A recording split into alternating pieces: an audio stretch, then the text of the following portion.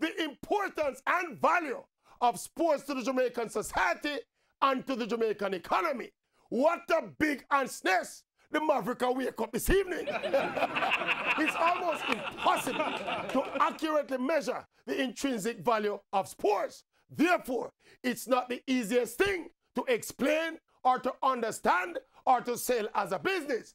When our athletes dominate the Olympics and the World Championships, or we see the reggae boys and now the reggae girls in their glory on the big world stage, outside of the feel-good factor, how do these high-profile appearances translate into dollars and cents for the wider Jamaica?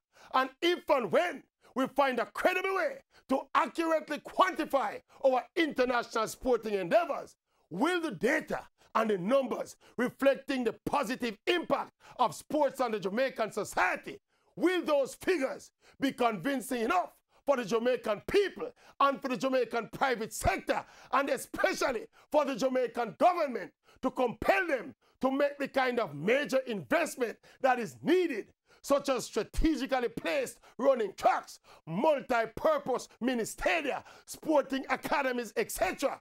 Fundamentals that are needed for us to at least sustain our international sporting presence.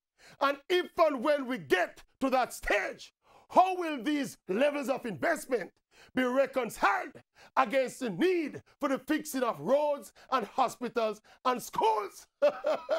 Let the conversation begin. No spin.